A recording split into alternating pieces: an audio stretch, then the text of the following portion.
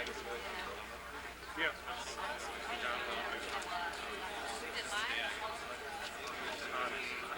Live, but you can download like some of the one book here. Are you here?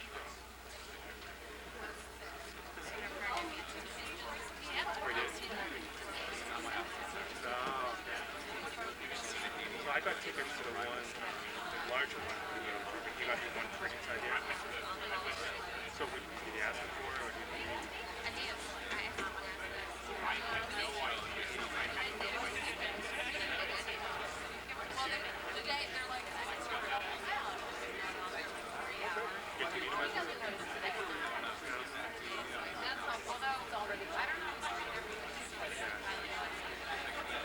What did you do when you got done speaking? Did you walk backstage or? I don't know.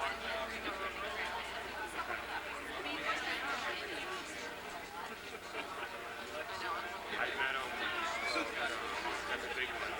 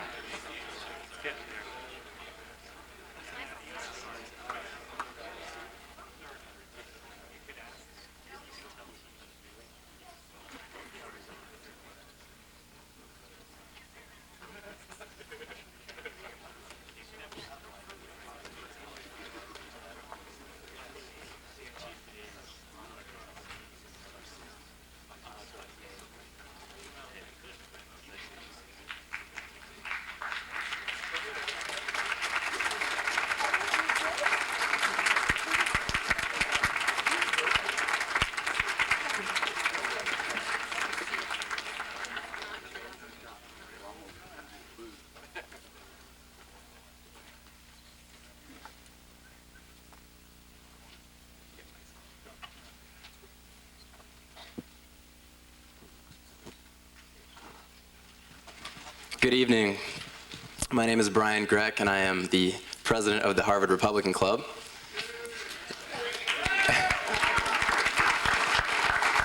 And it's my pleasure tonight to introduce a very special event on behalf of the Institute of Politics, our director, Senator David Pryor, the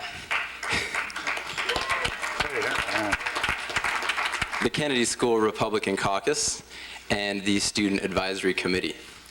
Now, we have a very special event tonight. Republicans have had a great semester here at the IOP for a lot of reasons, a lot of great forums. Tonight we have a special treat, a panel of Republicans talking about Republicans, talking to Republicans. And if I didn't know any better, I might start to think that our friends at the Forum Office and Senator David Pryor were actually Republicans themselves.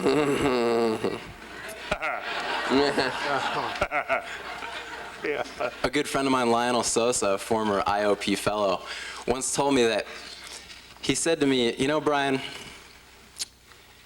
I used to think I knew what it was like to be a minority because I'm Latino. But I didn't really know what a minority was until I was a Republican at Harvard. Fortunately, there are more Republicans on this campus tonight than you might think. The Harvard Republican Club has 700 members.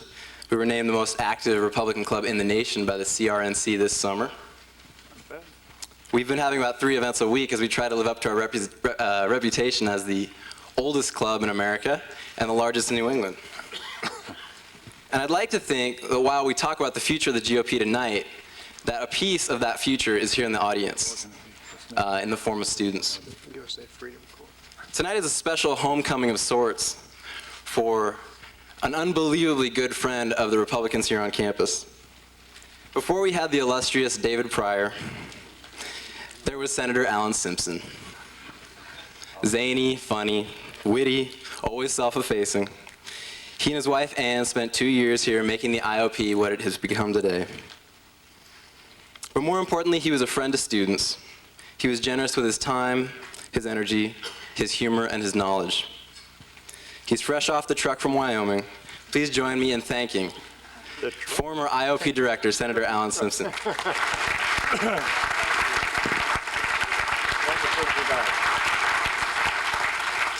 Our panel tonight will be moderated by Professor David Gergen, who's a public service professor of public leadership here at the Kennedy School. For over 3 decades, he served as a White House advisor to 4 presidents. It seemed like 30 decades. Nixon, Ford, Reagan, and Clinton. Well, he got 3 of the 4.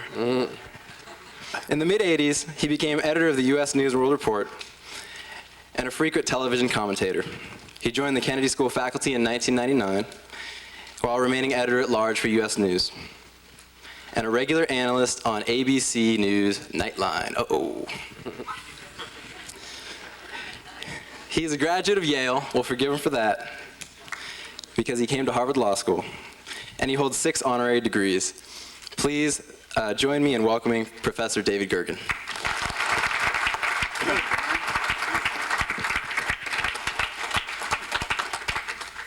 Thank you. I thought, in honor of Senator Simpson, from whom I have been stealing shamelessly for years, as I go out, we ought to start this with a little walk down memory lane. Surely, Alan, you can grace us with at least the Wyoming story. People remember you. You all remember that wonderful Wyoming story. Quick Wyoming story. This couple hit the sack, 3 in the morning, the phone rings, guy answers, says, how the hell do I know? That's 2,000 miles from here. Hangs up. His wife said, who was it? He said, I don't know. Somebody called and asked if the coast was clear. They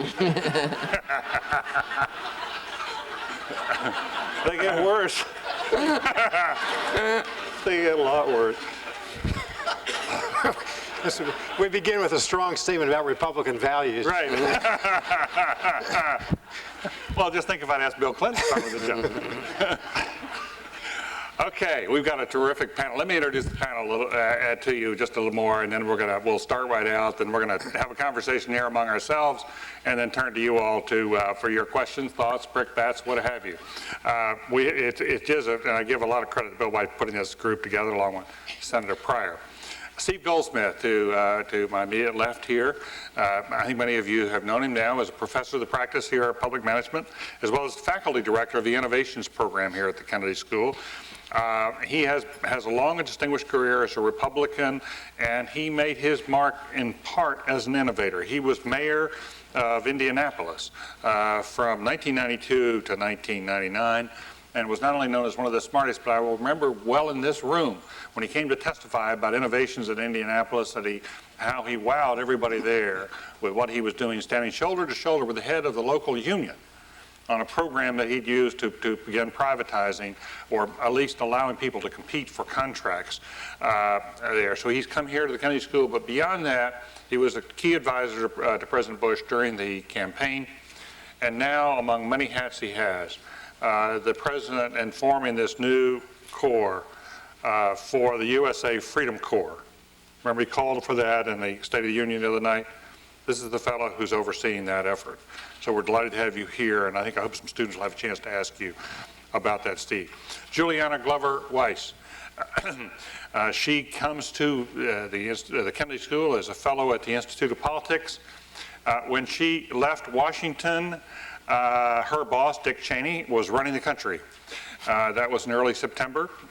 As President Bush said the other night, he's now pulling a little suitcase along with two wheels. Nobody knows where he is, and which perhaps explains why Juliana is here. But she is a woman of a great deal of campaign experience. She served not only as a press secretary to Vice President Cheney, but she's been in both the White House and presidential campaign. She's held senior roles in Rudy Giuliani's Senate campaign, Steve Forbes' campaign for president, and then for Senator John Ashcroft. She also worked with a gentleman to her left at the Weekly Standard.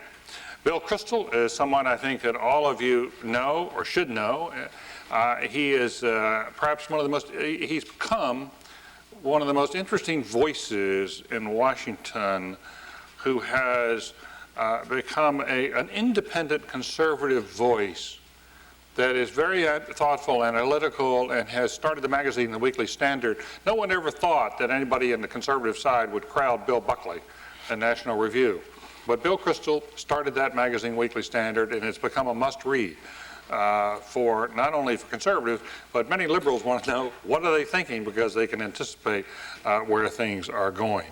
I think some of you know that before going to the Weekly Standard and before starting that, Bill led the Project for the Republican Future, where he helped shape the strategy. He was very important to this, the strategy that brought the House of Representatives into Republican hands in the 1994 elections. He was a pivotal figure in all of that. Long before, he was Chief of Staff to Vice President Dan Quayle, and he also worked with Secretary of Education Bill Bennett in the Reagan administration. He's no stranger to Cambridge. He's lectured here at the Kennedy School, and he graduated from Harvard College in 1973.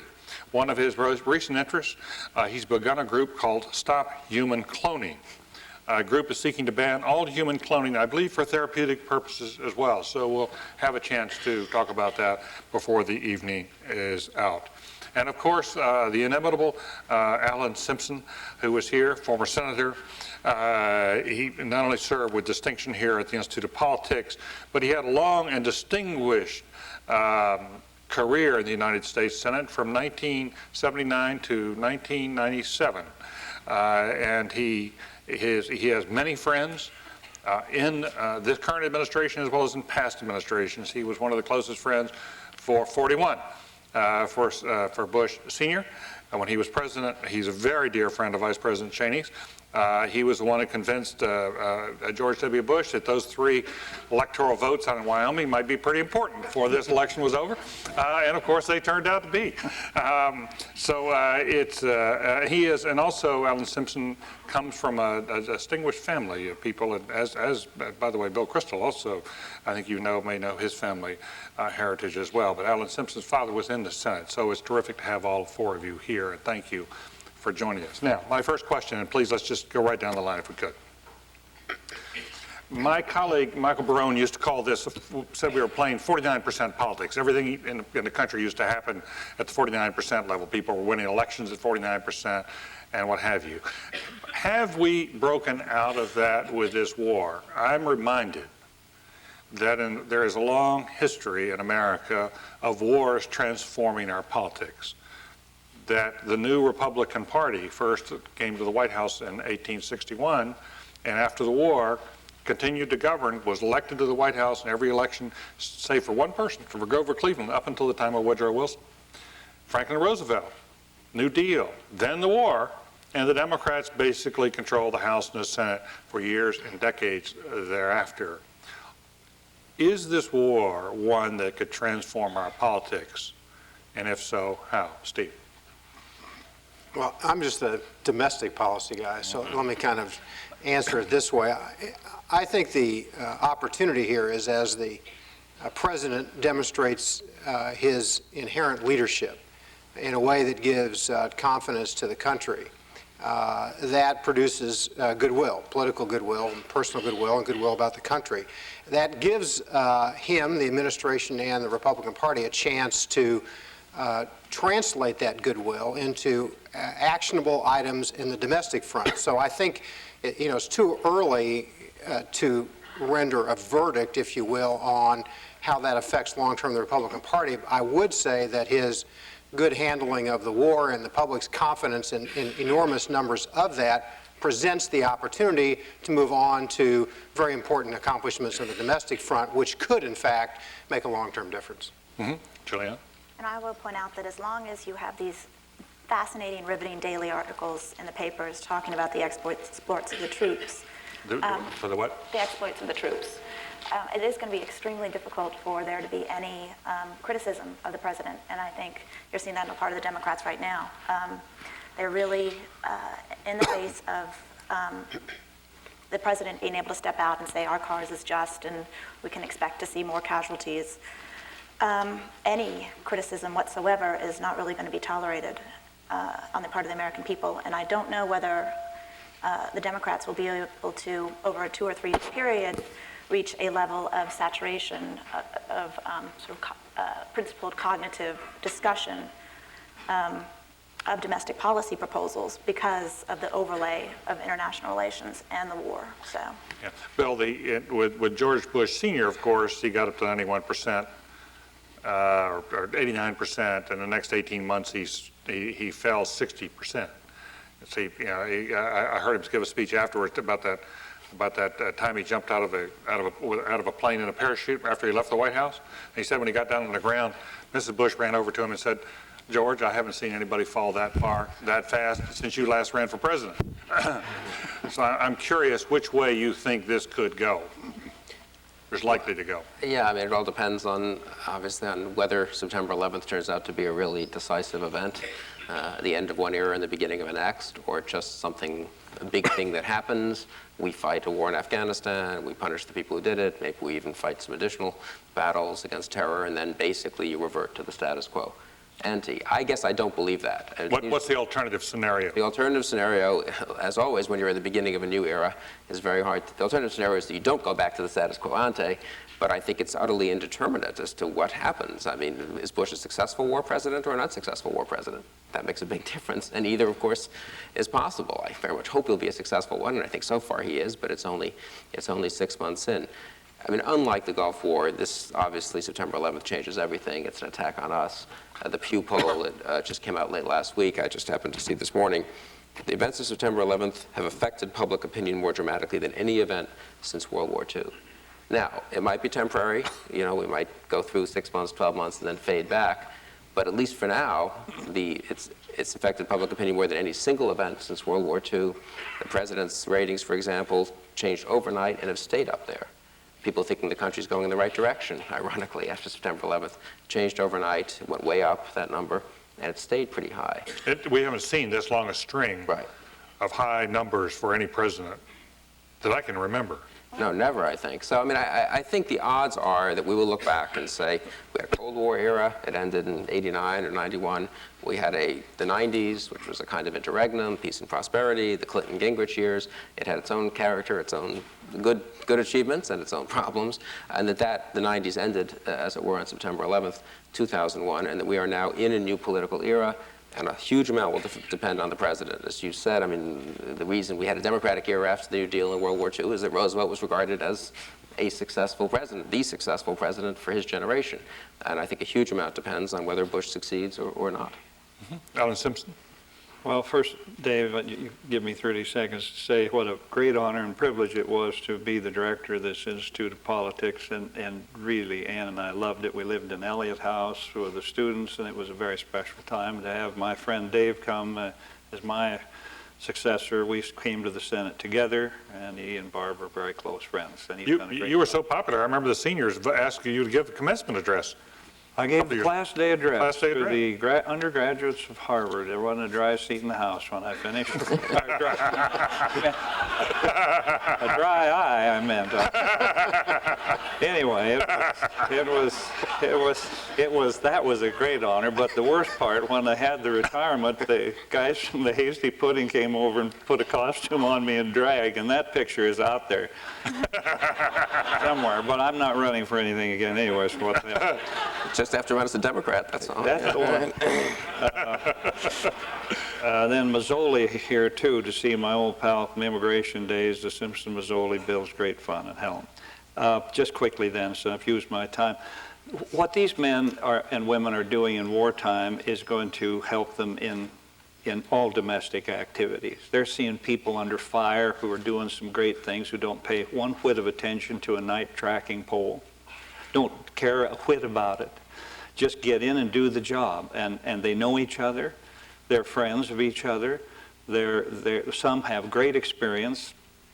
It's an awesome array that covers the whole skein of things. So we talk about due process, very important, and ethnic profiling, very important. Just remember, the things that are being done with due process and military tribunals have to do only with non-citizens. I mean, I get this guff all day. Well, what about the citizens? I said it doesn't have anything to do with citizens or permanent resident aliens, but you can't get that rock out of there. And the other one is that you have a situation where these people are solid, and the two areas of ethnic profiling ought to be left to two fascinating cabinet members, Spence Abraham, who really knows a lot more about that than a lot of people, and a guy I met when I was 12 years old at the Japanese War Relocation Center at Hart Mountain, Wyoming, called Norm Mineta. So I think the sensitivities are there, you know, and you always say how sensitive we can be. Well, those are some things I think have been addressed from top to bottom, and I think it all augurs well for domestic policy. Bill Kristol, what does it mean to be a successful war president? Are Republicans agreed on that? Is there now a consensus in the party that the president should take military action to remove Saddam Hussein and then to move on from there? Yeah, I think there's a consensus because the president has basically laid out goals which will require that, and I think right now the party and the country are united behind the president. I think there is a strain in the Republican Party that's not happy about the State of the Union and the expansive vision of the war on terror, which the president, in my view, correctly expanded to a war not just on terrorist groups, but on nations that harbor terror, and then to nations that are developing weapons of mass destruction that also have links to terrorist groups.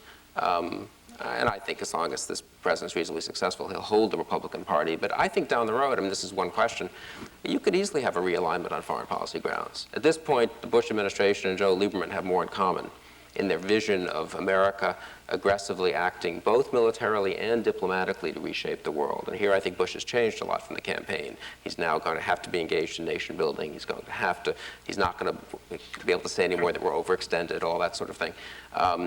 The truth is there's more in common between, let's say, Bush and Lieberman than between the president and some of the Republicans or some of the Democrats. And that is the kind of realigning. I don't think you'll have an instant realignment, but as in the past, after World War II, you could get a bit of a realignment within the parties based on the subsequent decisions and challenges that we face. Does success defined by the removal of not only Saddam Hussein, but by regime changes in Iran and in North Korea? Or is success defined by removal of Saddam Hussein? I think success is defined. I mean, I think removal of Saddam would be a very good start, but no one expects immediate regime change, I don't think, in North Korea or Iran. But look, I think we will know in October of 2004, people will have the sense that the president and the U.S. have made the world basically safer or not. And, you know, it's hard to know ahead of time what exactly that means, precisely as in any other war. It's very hard to know right at the beginning of it exactly where it goes. But I think Iraq will be the first key test, and I think we'll will meet that test this year. Alan, does from the point of view of being a successful president or a successful Republican president, does George W. Bush need to have the Democrats with him in a bipartisan way? Does he need a vote from Congress before he were to go after Iraq? Sure. He does? Yes. Because I had the sense maybe they weren't going to do that. No. Well, I'll tell you, that's a mistake. If you look at the last little dust-up about the shadow government, it really comes down to egos, and that's the way it is. We are politicians. That's our nature. If he had shared with the Democratic leadership, then you wouldn't have had that response. It's not hard to do. Reagan was good at it, although he was a little late to call us one night and tell us he was going to put a 2,000-pound bomb in Gaddafi's window and that they were in the air. But at least we were all told, and all of us were there. So he needs to do that, and rigid Republicans don't like that, but that's hurtful. You've got to include them. You have to do it, or nothing will succeed, domestic or military. You think he needs a resolution then from the Congress? I do. Well, Before he goes something, without getting into arguments about the War Powers Clause and all the eternal dancing on the head of the pin stuff that never stops. He needs a resolution which Lieberman would help him draft. Right. And would you similarly say that they ought to follow the father's pattern of going to the United Nations and getting a resolution prior to action on Iraq in order to keep a coalition together? You'd have to let Annan know what was going on. You'd have to let him know, but that doesn't mean a resolution. No, but you know, the UN is not a popular figure in the Congress by Democrats or Republicans, because the people just smack us around all day long, and it doesn't matter what party you're in. You see, you give them money, and then they vote against you, and then they gleefully vote against you, and then they exuberantly vote against you.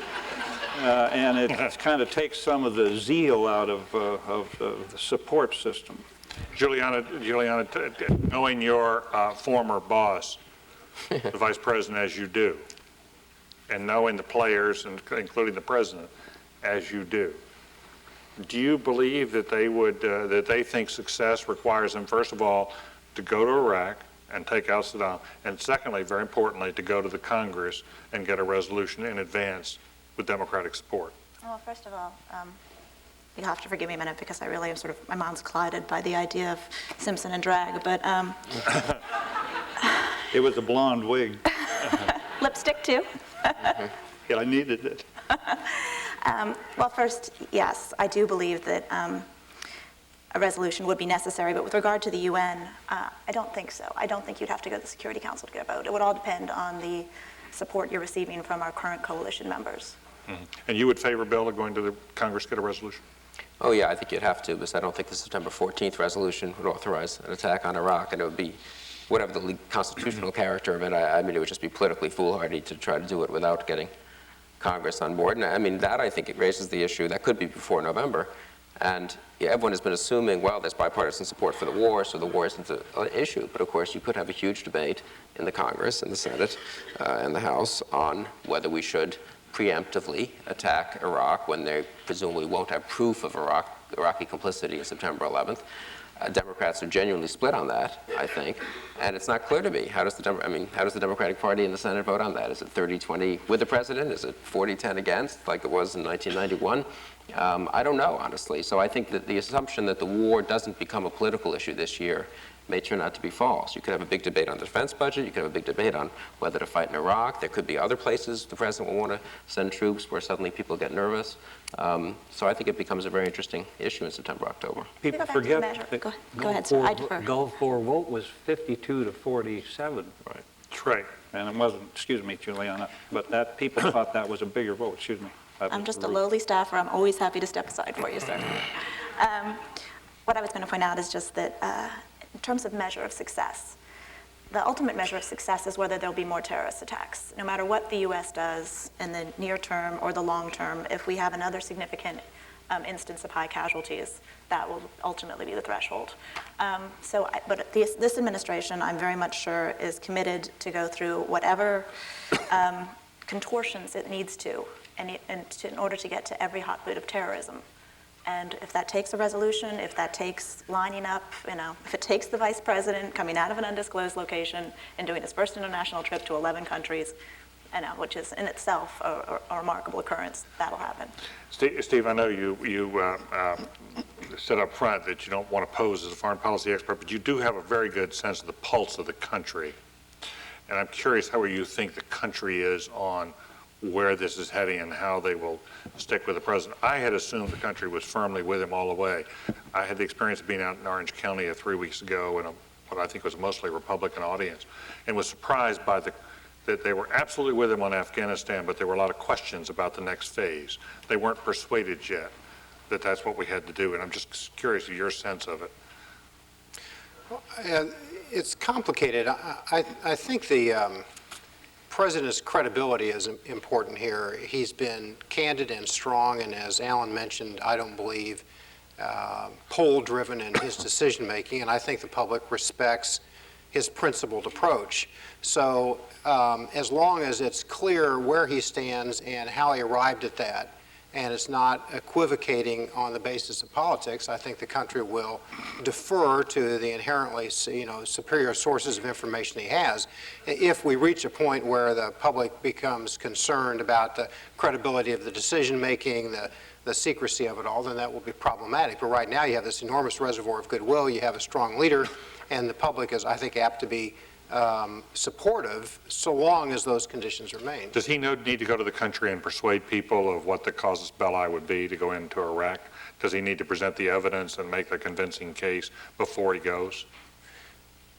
I'm going to keep disclaiming my credentials as you keep asking me these questions. Well, you've got a good political head. I think that the public has been supportive of the president because he has made his case clearly. He's made it sincerely. If anybody who watches the president make these presentations, whether they're speeches or news conferences, has to be convinced, regardless of whether they agree with him or not, that he's very sincere about it. So I think he has to continue to make the case, and he has to make it in a very clear way, and has to make the reasons that he reached those conclusions known to the United States. Now, as the causes become more difficult to execute, then the need to make the case to the public becomes even more important. Please. Yeah, no, I mean, I think he absolutely will have to make the case. I myself am a strong supporter of going after Iraq and have an expansive view of what this war should entail, but it's not, prima facie obvious that that's correct, and he'll need to persuade people, I think. Daschle was entitled 10 days ago to say, where are we going, and we need more of an explanation of this. The president gave a speech this morning which began to lay some of that out. And it won't do, I think, for Republicans in Congress to continue to try to suppress dissent by saying, well, it's disgusting to question the president when, soldiers are fighting abroad. We're going to have soldiers fighting abroad, I think, for the rest of the president's term. I don't think there'll be a week that goes by when probably American soldiers aren't at risk somewhere, whether they're fighting in Afghanistan or helping the Philippine government or engaged in Somalia or engaged in the Middle East. And therefore, there has to be a real debate about it. And this White House, which has been very, very good, I think, in the management of the war, is a little bit, like all White Houses, I guess, averse to too much debate. I think they're going to have to overcome that and really come out and make the case. And not demonize someone like Daschle, who begins to raise questions. Is that your view? Yeah, and I think there's a really, if you explain to the American people, if it's true, that chemical and nuclear and germ warfare that little cocktail is being prepared and mixed every day because the inspectors can't get there in Iraq, you can get the American people on your side saying, wait a minute, now we've asked you to let us in and you won't. Or give us restrictions on inspection. If you can explain that to the American people and know that what this madman is cooking, you can get the job done.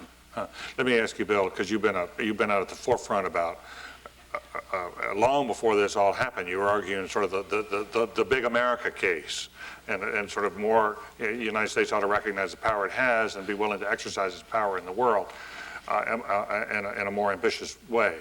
And that did not win uniform acclaim within the Republican Party, but people seem to have come to your position since 9/11 much more rapidly. But what does that mean now in terms of working with allies, with working with other countries that have been friendly with us up to this point? And we have numerous examples now in the Arab world of people saying, hold on about Iraq, and of course there's a great skittishness in Europe as well.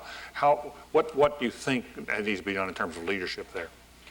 Well, I think leadership solves a fair amount of the problem because people will want to be with the U.S. if we're winning, and I think we need to consult a little more. I'd say the administration's probably been a little bit, could have saved itself some easy problems with the Europeans by just making a few phone calls the night of the State of the Union and the morning after. I mean, the Europeans want to complain, and they probably would have anyway, but I was struck, I was there a couple of weeks ago, by the degree to which even pretty senior government officials and friendly governments felt, they heard about this, they heard the president articulating a doctrine which I strongly agree with, but is a new and bold doctrine for the United States.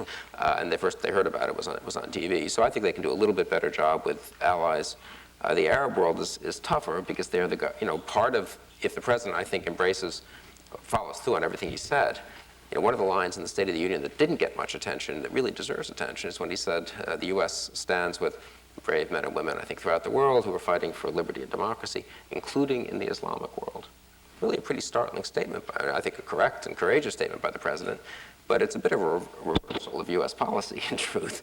And it does endanger some of our friendly governments in the Islamic world who are not very fond of people fighting for freedom and democracy. I think over the long run, that's a healthy thing and probably good for the U.S. and good for the Islamic world. But the president's going to have to, and that's a complicated issue of how you deal with Saudi Arabia and Egypt and some of these countries, but the president's really going to have to work with friends there. And I think if we can, do a better job of speaking to the people in Arab countries and Islamic countries. In other words, just emphasizing that this isn't just about American power and American military might. It is, as at the best times in the past in American history, about helping foster, not in a naive or utopian way, but helping genuinely to foster liberty and democracy around the world. And just as one product of the Cold War was ultimately to liberate Russia and Eastern Europe, but also to promote democracy in friendly countries, the Philippines, South Korea, almost inadvertently. They were our friends when they were dictatorships, but just being a friend of America has a certain spillover effect, and American principles tend to spill over. So I think I think the president could do a better job of making the positive case, so to speak, the upside of this American exertion of power in the world. Alan, if the president makes that kind of presentation, tries hard, tries to persuade, and at the end of the day, he's got Tony Blair, and he's got Spain, and one or two other countries, and the Germans are opposed, the French are opposed, most of the Arab nations are opposed, would you advise him to go forward on military action in Iraq, or would you advise him to hold his hand, to stay his hand? Check with one guy left out, Putin. Okay. And once he checked with him, if he's got Blair and Putin, he's got a pretty good hand. And Turkey. And Turkey. Turkey, the only secular government amid all the So those three Pakistan. you would say are critical. I think so, indeed. And do you have any view on where the vice president's head would be on something like that?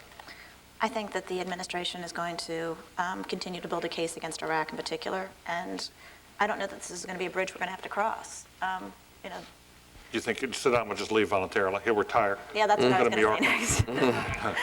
Now, I think that, with the Vice President Powell, these are very cautious, very smart men who are going to make excellent arguments to particularly our Middle East partners that, over the next 9 months to a year, that it would be in their interest to agree with us to remove Saddam. And I also think, Bill's point about sort of the importance of U.S. power and the recognition of that across the world. Struck today by reading an article that was pointing out that some of the elements of Al-Qaeda had gone to the former Soviet Republic of Georgia, and that there were now U.S. military advisors being asked to come in and help remove some of those terrorist elements. I do think across the Middle East and in North Africa in particular, what's happening in Yemen, you'll see more and more of these countries draw on U.S. expertise to help remove some of the more extreme elements in these societies. And I think that that's going to be a very, very powerful lever, if not a powerful selling point. I mean, when people come in and see Americans helping these countries, some of which are not necessarily democratic, but there will be some degree of barter there. We'll help you if you help us. Quick shift in subject, Juliana. 2004, friends of Dick Cheney are telling me they think he'll be on the ticket again. He will be on the ticket again. He will be on the ticket again. He loves it. Why would he? I know. They'll say, how's his health? I said, I've known him for 35 years. And the only time he had real problems with his health was when he was smoking about 3 packs a day and not telling anybody. And the stress was more than the cheroots. So he is the most politic man I ever met. Politic. I've met a lot of political people. He's political, yes, but politic is a word it means shrewd, sagacious, judicious. There's not a negative in the definition, and Cheney loves this. This is his life. He's not interested in the job of President of the United States in any way, and that's a very comforting thing. I know when I told Bob Dole when I was assistant, I said, you don't ever have to worry about me running for the post because I don't want to, never would, never did. And that's a comfort to a leader, and Dick is there. He is very integral, we all know in America, a very important part of this administration. Let me ask you all about the state of conservatism in the country, and it perhaps is being redefined even by the war itself, and you said there might be a realignment around foreign policy, Bill, which was very interesting. Prior to the re-election or the election of Ronald Reagan, there was this great surge in the sense of the Reagan Revolution, and it would be could be a transforming time, just as the FDR period had been. And there was indeed a large change in the country for a while, but the Republicans never quite secured the majority they were hoping to secure through the Reagan years and then the Bush years and that sort of thing. And the country now seems more divided, at least prior to the war. What is the future of conservatism? Can it build a majority absent this success in the war? Is it in and of itself, as an approach to free markets and free peoples and that sort of thing, is there a majority out there in the future, or is one optimistic about that? Steve? Well, you know, during the campaign, the Weekly Standard internally would debate whether compassionate conservatism was something new or something continued. It was kind of an interesting series of stories, and I, for one, think compassionate conservatism is something very distinct. And I think the answer to your question depends upon how the public understands compassionate conservatism. By that I mean the president is indeed a conservative, but he's a conservative who believes that there's a very substantial role for government. Now, this would seem to be inconsistent, but it's not inconsistent or incongruous either, I think, or especially the president thinks. Where we have conservative goals, right? There are value goals. They are goals with respect to how we want families and neighborhoods and communities to act, but he accepts the responsibility of government to fund these activities, not to monopolize the activities with government bureaucrats, but there is a distinct role for government. So compassionate conservatism is conservatism that pays attention to people where prosperity is left behind, and lifts up folks in the educational system, that uses the accountability tools of government, that stands for particular values, but is at the same time tolerant. Right? So we have a conservatism that's different, I think, than the past. It's not hostile to government, but it's also appreciative of the limitations of government. And that's why I think a little bit this debate, we know the president talks about the volunteer program, the president talks about the faith-based initiative. It raises rankles often on the left and the right, because the right doesn't want government entangling itself with voluntary institutions, the family or the community. The left doesn't believe that there's a solution that works that doesn't involve a government bureaucrat, right? So they're both fearful from different perspectives. So I think that this president has a chance to produce substantial support for a compassionate conservative agenda if and when the public understands that he did it as governor, he said it in the campaign, he's serious about it, and I think we'll see many of the evidences of that in the welfare reauthorization bill. But are most Republicans with him? The Wall Street Journal, for example, the Wall Street Journal editorial page is not exactly out there, you know, waving that banner of compassionate conservatism. They feel slightly insulted by it. Well, I think that that's a very good point, and my response again, in fact, is that there is not yet, I think, widespread appreciation for the principles behind compassionate conservatism. And on some issues, conservatives are going to disagree. On some issues, progressives are going to agree and disagree. But at the same time, what the president has articulated consistently is a place for government that is both conservative and is an actionable government agenda. So I don't think, just in closing, I don't think that any constituency is going to be 100% satisfied with where the president is, whether you're a liberal, progressive, or a conservative constituency, and I think that's good. Alan, Tom DeLay, will he buy compassionate conservatism to what people like Tom DeLay? Well, you know, in the imagery of the media, if they hook you with something, it sticks. And they've tried to demonize Tom DeLay, done a pretty good job. Write articles, you know about, you know what he does, and he snarls and all this stuff. And he's caught in what is a typical Washington web. You make your first mistake, and then it's in the gossip column for the next 5 years. And they've got Tom DeLay demonized. And I think that's unfortunate. He's a sharp legislator. I don't always agree with him. But let me tell you, so we get it into the game here. I've known it as a conservative, but you see, I've flunked a test, and that is that I've always been pro-choice. Mm-hmm. And we will continue to get hurt so badly on that issue. And all you have to do is say that abortion is a deeply intimate and personal issue. And out of respect for each other, it will not be part of the platform. We can't get that done. We give each other the saliva test of purity continually, and then we lose, and then we bitch for 4 years and just sit around and then when you figure that 20% of the American people voted for Ross Perot and gave us Bill Clinton, if you really are a Republican, you know, you want to think that one over. You know, I voted for Ross Perot. You know, get under the hood, look around in there, kick it up there. Well, they got under the hood all right, because Clinton got only 4 million votes more than Mike Dukakis and was the president for 2 terms. So I've been through that one, and you can't talk about, you know, the ideals of the Republican Party, independence, freedom of this and freedom of that, get the government out of my lives, and have that thing, that huge thing just hanging there like the pit and the pendulum. So change the platform. Well, that's what I'm move away from do, and I don't pout if they don't do it. I won't leave the party. I'm not going to go suck my thumb. But it's odd to me how they get into it. And where else are they going to go? That's a terrible thing to say, but if you really are filled with zeal about the cause and you come to one issue, well, you know, I always have a lot of trouble. Show me 100%er and I'll show you a guy I want to stay away from.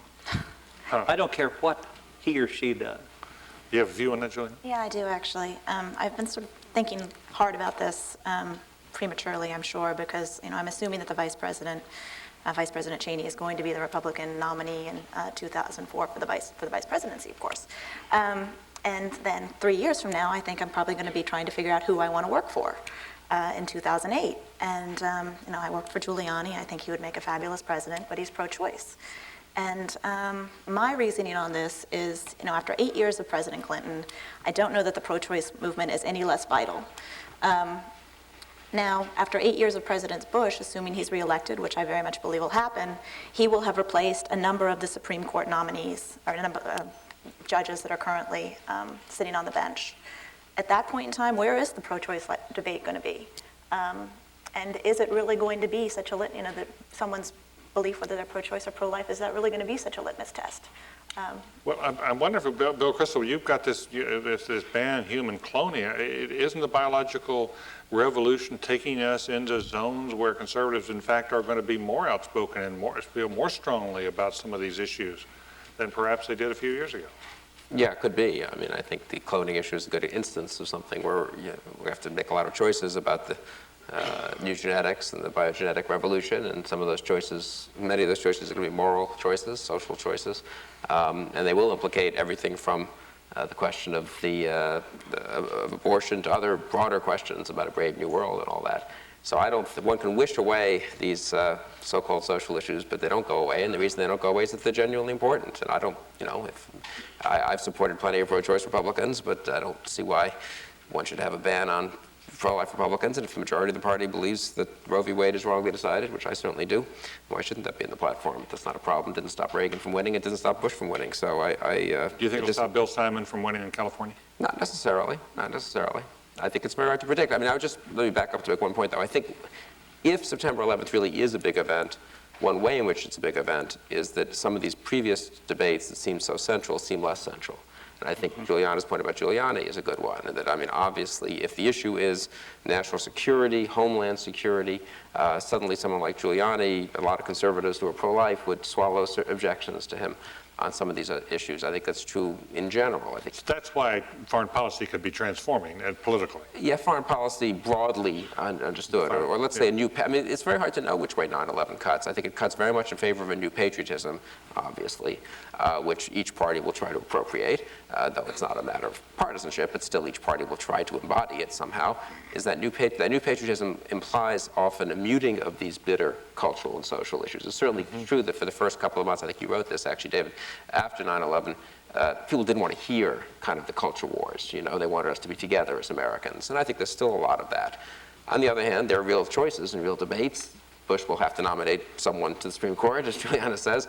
There'll be a real debate in the Senate on that, and you can't suppress these issues. So how all that plays out, one of President Bush's major initiatives was a faith-based initiative. How does that play out in the context of a war that, on the one hand, some people are going to say shows, or a regime over 10,000 miles away that shows the dangers of mixing religion and politics? Others will say the lesson of September 11th, in a way, is certainly, I think, domestically, has been a certain resurgence of respect, perhaps, for a certain kind of, broadly speaking, religious view. So the president has not been embarrassed to frame the war in using certain religious terms. So I think, again, what it means for September 11th to be a big event is that it's very hard to predict how all these cross-cutting currents play out. One last footnote, I defer to both Al and Giuliani on, obviously on the knowledge of Dick Cheney, but my personal view, based on no knowledge at all, but for whatever it's worth, is that Dick Cheney will not be the vice presidential nominee in 2004. I just don't You just like to believe mix it. things up. I do like to mix things up. And I think The more unpredictable, the And if better. so, I don't know, Condi Rice would be a good vice presidential nominee. That could transform American You know, politics. that's, I was talking with Bill Dowcall today, for example, at lunch, and that's Steve Forbes and Dowcall's idea too. Is that right? And I think it's brilliant. I really think that's brilliant. I want to put one more issue to you all before we go to the floor, but if some of you wanted to ask questions, because there are microphones, there are 2 downstairs, and I believe there's 1 here and 1 there somewhere on that 3rd level. If you could line up, we'll come to your questions. I want to come back to you, Al Simpson, to talk about the changing demographics of the country and how that affects the future of the Republican Party. In California, as everyone knows now, the white Caucasians are in a minority, and that's soon going to be true in Texas and in Florida. Many major cities already are in that situation. Alan, you've thought a lot about the immigration issues. Now, what is the future of the Republican Party with this expanding Hispanic vote, and what does it need? Because after all, Pete Wilson put a stick in the eye of the Hispanic community out there, and the California Republicans have never recovered. Pete Wilson was pro-choice. What's that? He was pro-choice but anti-immigration. So Yeah, was that? Bill Simon is pro-immigration and pro-life. So we'll see how that plays out. Well, right here, Ron Mazzoli is a fellow. The two of us were trying to do something that was not nativist, not mean-spirited, and it was to penalize employers who knowingly hired. And every time we would try to get to some more secure identifier system, we would be faced with marvelous debates filled with emotion, fear, guilt, or racism about the mark of Cain, or tattoos, or Nazi Germany coming from the right and the left, and just freeze everything in place. It is the most extraordinary issue when you run out of facts, and it's easy to run out of facts when you're talking about legal or illegal immigration. You go to emotion, fear, guilt, or racism, or the Statue of Liberty. I've been there. We've all been there. We're all children of immigrants. No violin music, please. So, what we tried to do, and now, the things they're talking about doing now, were so far removed from what we were ever talking about. Retina examinations, I don't hear anybody shrieking, I don't see the editorials coming out. And then a more secure identifier with the driver's license, with a fingerprint, and perhaps the maiden name and birth date of the person's mother, and testimony to that effect. And I don't hear anything about the slippery slope anymore. That was always a marvelous thing. The slippery slope is coming. We're all sinking into the pit. So it's very interesting how the things that are being talked about now, but the one that I think was a real mistake was to say that the president was going to say before Vincent Fox and before September 11th, we're going to legalize 3 million Mexicans. well, then you have reached ethnic identification. The very thing that everyone is always guarded against in immigration reform is any type of thing against somebody who looks foreign, and I agree with that. If we had a car, it'd be carried by 70-year bald-headed old poops like me too, and that's the key that everybody forgets too. But that one is really fascinating, that you would have to identify.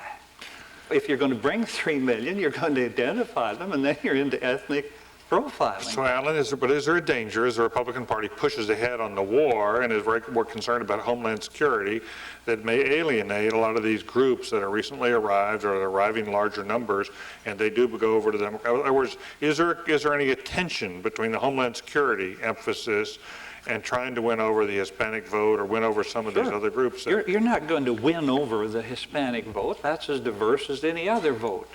They say, well, they're family oriented, and they are, and that's all true. But you're not going to go for those kind of people.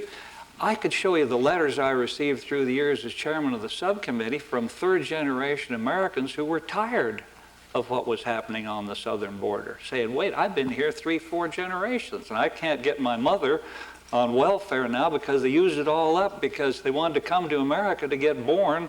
All you have to do is get here and be pregnant and have the birth on our soil, and you've given birth to a U.S. citizen, and you wait 21 years, and the odds aren't bad, and you can apply for that whole family to bring them in legally.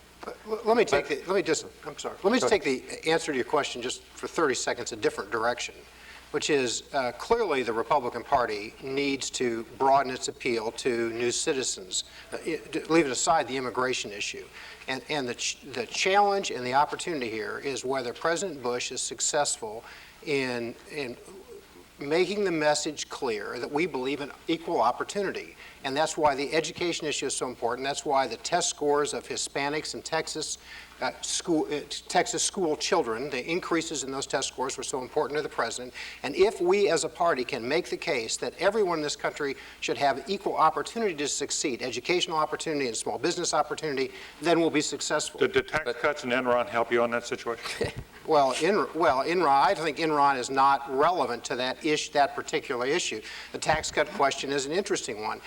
Can we make the case that all families, particularly those without many assets, as traditionally is the case with African American and Hispanic families, are better off if they can own part of their own Social Security, if they can keep more of their own money, if they can reduce marginal tax rates? I think if we can make that message clear, the answer is yes. Have we got there yet? Not quite, but this president sincerely believes it. If I could just add one word on the immigration. I mean, the president's going to propose, actually, already has sort of proposed, is going to propose legislatively this year an earned legalization program for immigrants, which primarily be Mexican and other Hispanic immigrants, primarily Mexicans.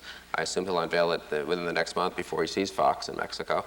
That's going to be very aggressive, and I think it is a good example of how things have been shaken up after September 11th. So I think you can be much tougher on citizens from countries that have a record of exporting terrorists and terrorism, and much more lenient, in my view, or lenient's not quite the right word, but let's say much more welcoming in trying to legalize immigrants from other countries, especially ones that border us, where there is no such problem. So I think he can try to be both liberal, if you want to make it a little too simple, on Hispanic immigration, and tough on letting people into the country who might be terrorists. Mm-hmm. Let's go to the question. Please, would you please identify yourself, if you would, so we all know where you're coming from? My name is Heidi Metcalf. I'm in my second year of the Master's in Public Policy program here at the Kennedy School. And as a woman who is a Republican, I'm interested in the panel's thoughts about the future of women in the Republican Party, and what should and could the party be doing to nominate and elect more Republican women? Juliana? I'll happily step forward. But again, I'm the staffer here. I think sort of in discussing all of this, there's one point that the reason I think I'm a Republican is, one, a heavy dose of Ayn Rand, and two, Ronald Reagan. I think in terms of women in the party, I think the personality and sort of the embodiment of the ideals, whether they're evolving from, whether it includes compassionate conservatism and whether that's the new definition of a Republican, that we now see in President Bush. He is now, for this generation, the prototype of the Republican. And I do think that he will be and is a very attractive candidate for women, one, to recruit them to the party. Two, he is absolutely committed and completely gender blind in promoting staff and appointing cabinet members. Condi Rice, for example, as was mentioned by Bill. She as a role model is remarkable. I mean, I can only hope and pray someday to be half as good as she is. She is the one person in the administration that you can point to and ask in a heartbeat and to go out and brief the media on any issue having to do with national security, and she never ever makes a mistake. I think women in the party, or even women young women trying to decide what their political identity will be, I do think that this president and Condi and Karen Hughes and Tory Clark and Chow and Veneman, and these range of very accomplished women who have play an important role and who aren't treated as tokens, are utterly meaningful. And I think as someone who's 33 and watching all this happen, I'm impressed, and it's only bolstered and redoubled my effort to ensure that the Republican Party grows. Yes, ma'am. Hello, my name is Amy Nunn, and I'm a student at the Harvard School of Public Health.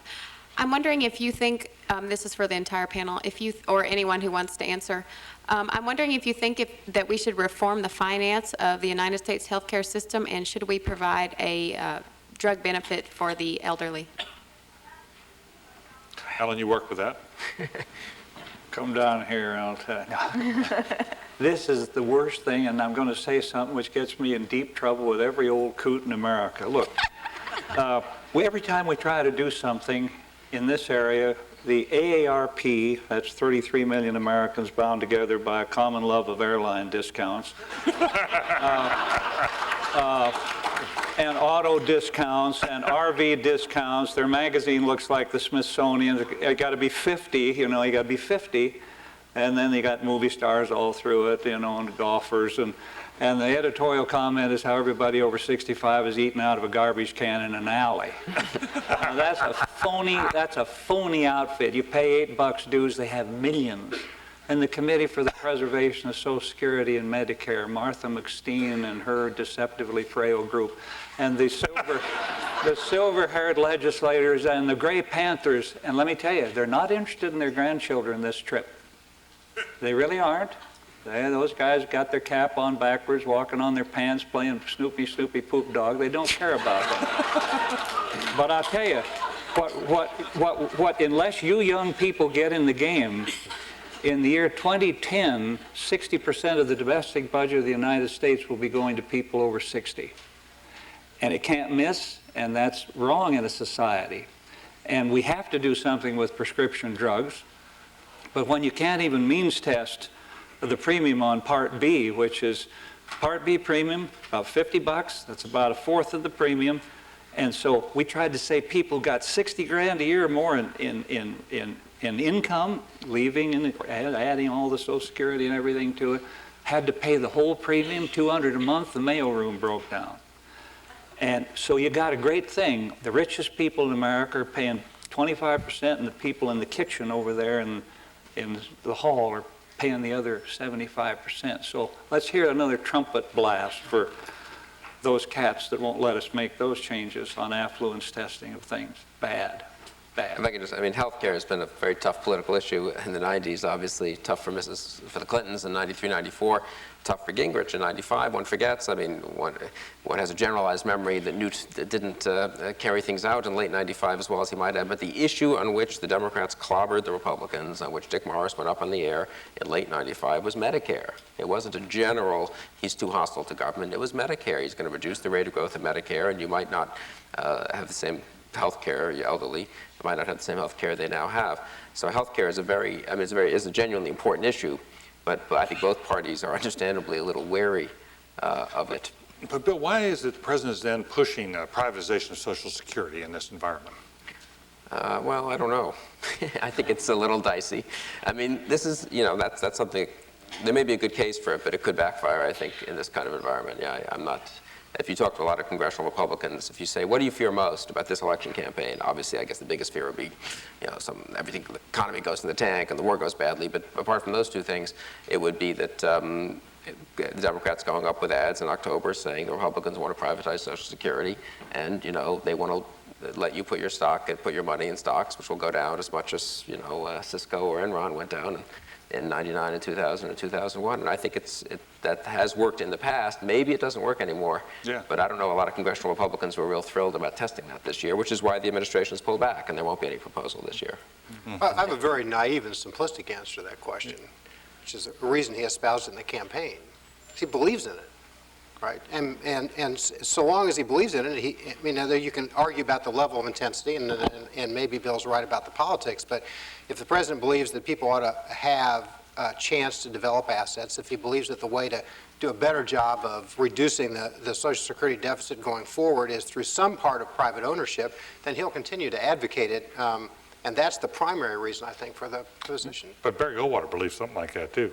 He got his head handed to him. Well, the president made this case in the campaign. You can argue about whether it was a net positive or net negative. It wasn't devastating the campaign. It is problematic because the difficulties of explaining it are complicated because the economy, has had this kind of dip, and it makes the case more difficult.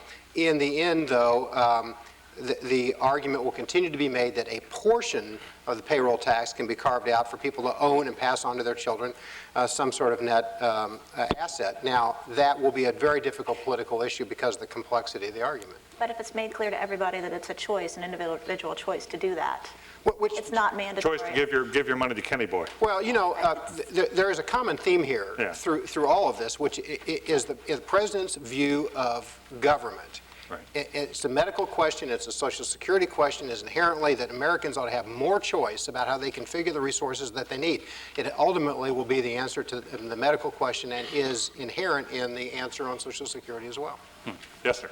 Good evening. My name is Parag. I'm from Baltimore, Maryland, and a student here at the Kennedy School. I wanted to keep the conversation just for a second more on healthcare, but shift it to a part of our society that doesn't vote as well as the AARP, and that's the uninsured. Every Democratic president since the 30s, I mean, FDR, Truman, Kennedy, Johnson, Carter, Clinton, and even Nixon had something to say about getting, health insurance for the uninsured. Does the future of the Republican Party have a position on this? Specifically, this is from Mr. Crystal, and I get, anyone else who has a strong opinion on this. And what are your thoughts specifically on that? Well, it's obviously a very complicated policy matter, and it's not, one can say, one wishes that to make, and I think the president has proposals that would make it easier for the uninsured to purchase health insurance or that would subsidize that purchase.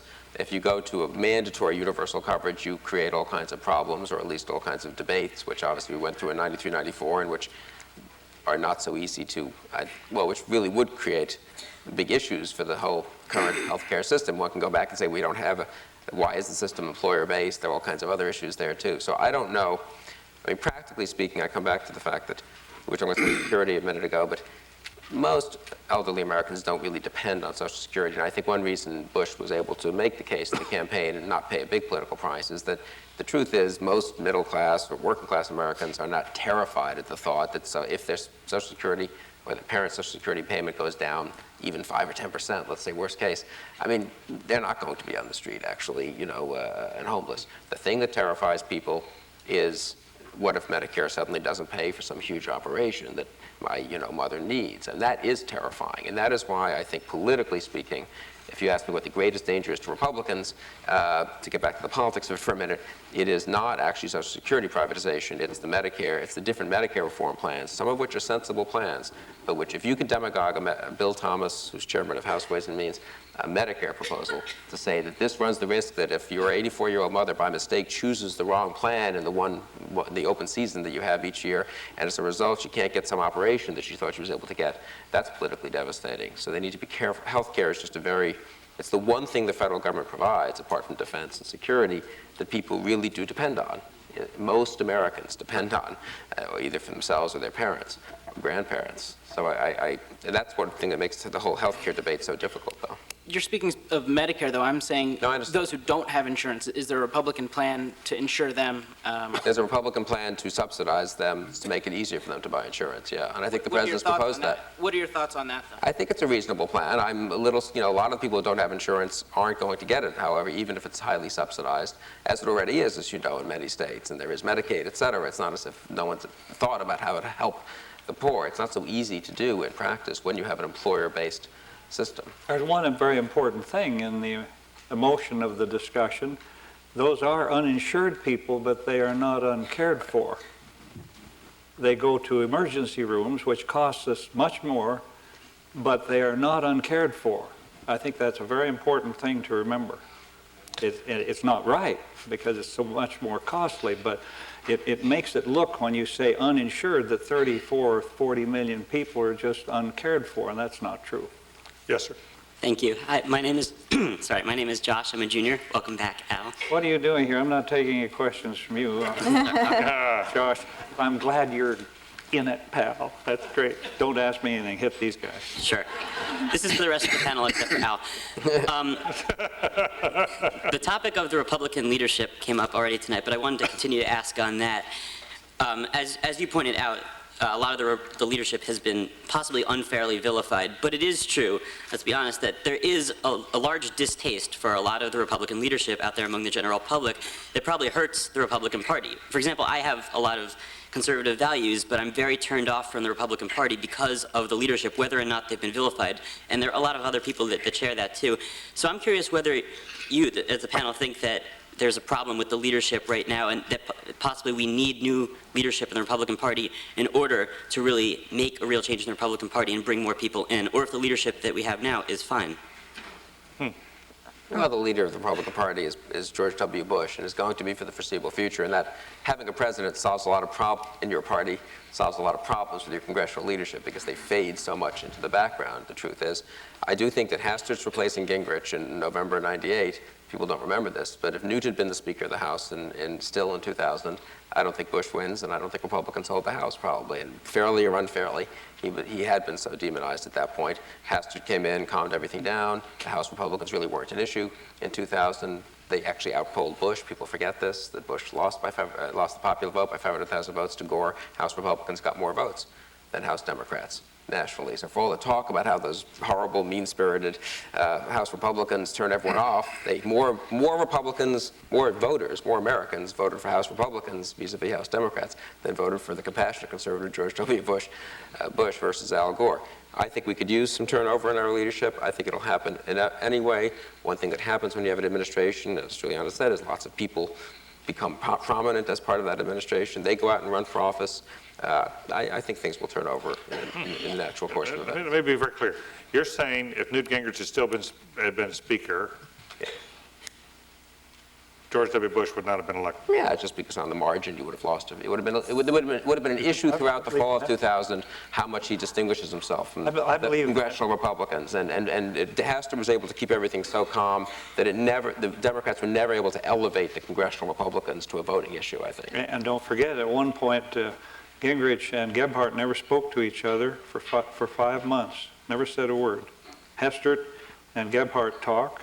Lott and Daschle are visiting. I don't think they have the same relationship that Mitchell and Dole had, which was a tighter kind of a relationship, but there's a lot more communication now than is reported. Well, if I can just quickly address the whole idea of the future leadership. There's a packs in Congress of very smart, very personable, and also extremely media savvy, not extremely, but need to learn, in the process of learning how to be media savvy, potential Republican leaders and conservative and also moderate. But they are going to need smart people to work for them who think fast, work fast, and understand politics and the media.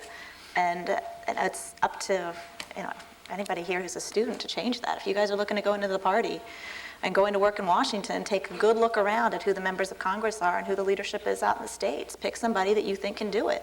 And, it's the staffers that help make the principals. And, it's a wonderfully fun game to play if you all decide to do it. So. Yes, sir. Yes, thank you. I want to first say it's an honor and pleasure to speak with you all. My name is Robert L. Hall, Sr., and I'm the Executive Director of the Fresh Pond Action Committee, which is a volunteer community service organization. And let me just qualify who I am. First and foremost, I've been a strong supporter of the Republican Party since George W. Bush Sr., and I also was a very much supporter of George W. Bush Jr. When Clayton Utor was the national chairman of the party. I'm also have my own television show and also am a delegate to our state convention. Thank you. So I'm just qualifying that I'm not just someone up here. And my question to all of you all, as you know, when we did the convention, we had a good public relation image on the top. And I represent the common man perspective. What steps would you take to enhance the role of folks like me who might want to be much more actively involved in the party? And could you state specifically what steps that you would take to include folks who are minorities or poor or disadvantaged into the party? Steve. Well, I think there are two answers to this. One is that our policies, right, the substantive policies of the party need to reach out to folks who are not necessarily in the mainstream. So I think there's a substantive policy argument that the president's making. It has to succeed. Secondly, I think that we can reach out in urban communities and make it very different. The question here about leadership, everybody answered in terms of Congress, but there's a lot of local official leaders and mayor leaders and people running for Congress and people running for governor and lieutenant governor around the country. So the party can be more open-minded. The message in the convention was one that the president truly believes in. So I think it's a combination of reaching out, grassroots recruitment, and the policies of the party. And that's why I think some of the battles are going on now. Well, how would you do that? And would you make yourself, some of you make yourself available to come in to other communities and respond to some of their concerns, which when you address their concerns, then you can establish that kind of rapport. Let me just, I mean, Dave is moving, so it means every question has to be shorter and every answer shorter. I was mayor of an urban, a city about the same size as Boston and racially somewhat diverse. And I was a Republican, and I'm obviously white. And I think the issue is twofold. One, spend a lot of time in diverse communities, and two, perform. Because you can go and listen and not accomplish anything, and it's just another promise. You have to be there, you have to listen, and you have to perform. That's the responsibility of the Republican Party now in order to include more folks. Okay, Please. Thank you. Thank you. I will apologize if we may not get to everybody because we promised the panel we'd end at 7:30. Please, go ahead. Hi, my name is Brian Walsh. I'm a graduate student at the Divinity School. Several times this evening it's been mentioned a future of a Republican Party that's more open-minded. Yesterday's Times had an editorial that talked about how the president is using appointments of federal judges, and it was particularly discussing this Pickering situation to keep the far right wing of the Republican Party in the fold. And as we all know, Robertson and Falwell's bigoted comments were so repugnant that the president's staff actually had to say they were inappropriate. Could maybe generally one or more of you speak of the future of the Republican Party relationship with the far right, and particularly of the religious right? Well, first of all, Pickering, I think, really has been slandered, who's a perfectly moderately conservative guy who stood up, in fact, against the Ku Klux Klan in Mississippi and is now being used as a punching bag by the Senate Democrats in really a pretty disgraceful way, I think. And I think it's a fight the president should take to the American people. We'll see if he will. I'm no fan of Robertson or Falwell, but I will defend religious conservatives if that's the broad group who I don't think are intolerant, and I think the president is one, in fact. And maybe the fact that he's been able to see this war as clearly as he has and rally the country as well as he has something to do with the fact that he can speak to many of his fellow Americans in that way. But look, one of the striking things of the last 10 years, no one thinks religion should determine party affiliation, and no one thinks, I don't think people should vote on the basis of religion. I certainly don't. Otherwise, I would, I guess, vote Democratic as a Jew. I've spent a lot of futile years trying to persuade my fellow Jews to vote Republican, and I guess I'll do that for the rest of my life, the way things are going. But not after 9/11. Yeah, I don't know. Maybe they'll never learn. But no, I mean, one of the striking things in the last 10, 15 years as a political science matter has been that religious observance, not what religion you observe, but whether you are religiously observant, has become a better predictor of your party affiliation than economic well-being, which is the first time that's happened in modern American politics. That is, it is true that the wealthier you are, you're more likely to be Republican, but it is a better predictor whether you're likely to be Republican, and whether a better predictor is whether you go to church once a week or more often, church or synagogue or even a mosque once a week or more often, or not. Which is a striking, just sociological, sort of cultural, political fact. Is that true that the more religiously observant Jews are more likely to be Republican than less religiously? Yeah, Orthodox Jews actually are the only chunk of the Jewish community that's at least, 50-50 or maybe even a little better than 50-50 Republican. Interesting, interesting. Try to get a couple more in. Yes, sir. I'm Arnold Simon. I came here 32 years ago on student visa, and when I became citizen, I became Republican 29 years ago. And I am sort of aghast what's going on. Two corrections. United States did not liberate Russia and Eastern Europe from communism. We did it alone, against and in spite of CIA. You should have some time open debate on that issue. Next one, and this is thanks to Senator Simpson. Saddam Hussein and bin Laden has been very long-term clients of KGB. As a matter of fact, bin Laden's company, Falcon Capital in England, bought from Russia Czechoslovak government debt for $30 million that has value of $1.3 billion. I informed FBI about it. They don't think it's possible. It is. And I get now to my question. 1 hour you are talking about procedures. Disregarding what is the reality, what are the underlying causes? And no one is saying, not one of you, except Senator Simpson, what is the policy, what is the ID of the Republican Party that we stand for? What represents conservatism today? Who are we? I knew it when I joined. I knew it when Reagan was president. But from your discussion, zero. Senator Simpson? Well, it's a lot different party than when I got into it. I was at the convention for Eisenhower, and that was a wartime president. You talk about that at the early part. I've watched it grow. I've watched it open itself. I think the phrase Christian right is a phony, or Jewish right, or anything else. I would talk to those people, and they'd say, I'd say, well, you're one of the Christian right, or the religious minority, whatever they called them the first time around. And I'd say, what is it that makes you so fearful? Well, we believe in God, and we think the media is a cesspool. We think the soaps are the horniest people in the world running around all day in the afternoon, and I guess we're sick. So, they really have stereotyped that group of people, but I've seen the party. I am the co-chairman nationally with Mary Madeline of the Republican Unity Coalition, which is the gay, straight Republican coalition, because we know that there are a lot of people there who vote, and they well may have carried the Florida vote, about 70,000. So if that isn't inclusion and different, and still talking about the same things we talked about, human endeavor, human freedom, less government, these things, they're not just off the wall. In fact, that's where conservatives get in trouble in the House. They try to stick so close to that policy that they try to paint them as mean-spirited, and they're not.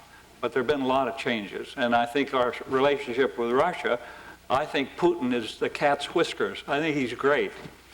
Okay. You still didn't say but thank you very much, sir. We're going to ask two questions. Both of them, please state each one of you briefly, and then we'll try to get to both of them here and finish up. Okay. Good evening. Dal Lamagna, I'm the Mid-Career Program. I'm also a Democrat. There are some of us here. The Republican Party is very much associated with big business. Enron has really cracked confidence in our whole system, particularly for people who have all their savings in Enron stock. What's your thinking about what the Republican Party can do to help us rebuild the confidence in the American financial system? Do you think companies should be allowed to force their employees to put 100% of their stock in their own company? I mean, what do you think about these things? Yeah, last question. I'm Bullet Kabal. I'm an undergrad at the college. Just a quick question for Mr. Crystal. I think you guys had an editorial this week about how Bush seems more willing to compromise domestically given this overwhelming need to maintain a consensus on the war. What do you think in 2 or 3 years when the Supreme Court is up for grabs are the chances that to maintain that consensus at home, he floats a sort of middle-of-the-road candidate? Okay, why don't you, Bill, if you could answer those two, and I'd like to ask Steve Goldsmith a final question about the USA Freedom Corps just before we leave. Go ahead. I think the president might I think he generally has decided, I don't really quarrel with this, not to pick big domestic policy fights for the sake of national unity and foreign policy. He might therefore try to select someone like Mr. Gonzalez, the White House counsel, to put on the Supreme Court, who I think is pretty moderate and I suspect might have a pretty easy time getting confirmed. And the Enron big business? I think the truth is the single biggest problem the Republican Party has and has had for decades is that it's thought to be the party of big business, not that it's the party of the religious conservatives. If anything, religious conservatives have undercut the big business charge, since most religious conservatives are not nearly as wealthy as the traditional country club Republicans. The president has proposed, I think, reasonable reforms in terms of accounting firms and all that stuff. Even the much despised Enron did not force any of its employees to put 100% of their 401ks or IRAs in Enron stock. They did restrict the sale of Enron stock, which was given as a matching inducement to employees. I'm not going to defend Enron, but actually the big story, and I myself am surprised by this, is that there's no evidence from the polls that Enron has changed anyone's views about either party, and indeed, surprisingly to me, actually, it hasn't shattered confidence in the American economic system or in corporations as a whole. There's been amazingly little spillover. People, correctly or incorrectly, think Enron was just a peculiar case, a particular bad apple, a bunch of unscrupulous people at the top who jiggered the system for their own benefit. Now, if that turns out not to be the case, it could have bigger political repercussions. But I believe me, I talked to a lot of Democrats in Washington many of whom thought Enron would be this wonderful trump card for the 2002 election, and there's just no evidence of it yet. Mm-hmm. Steve Goldsmith, last question. USA Freedom Corps, its meaning for the younger generation. It's a very, to kind of close on a bipartisan, upbeat note, the maybe silver lining here post 9/11 is that the American public has more confidence in government to accomplish something. And the American citizenry is more interested in helping their fellow Americans. The number of folks who've responded to the president's call for volunteerism and service is up dramatically. Application to AmeriCorps has doubled. Application to Peace Corps is almost doubled. Applications through Volunteer Match for kind of private volunteerism is up dramatically. And we have a president who has consistently stated, from the State of the Union to his Notre Dame speech to recent statements as well, that we have a response, that government can't by itself make for a vibrant and successful country and community. So what we have today are more opportunities for young adults to work in government, to help others. We have a president that's going to motivate that. We are setting up the USA Freedom Corps through the president's auspices, and I think the opportunities to contribute are greater and better and more meaningful than ever before. Thank you. Thank you, Steve Goldsmith, Juliana Glover-Weiss, Bill Kristol, Senator Allen Simpson. Ladies and gentlemen, our future of the Republican Party. Thank you. Thanks for the question. We didn't do any damage there, right? Good work there. See you tomorrow afternoon. That old Russian. Now, Crystal. Yeah, Mr. Goldsmith, we should stay in touch. Russian guy.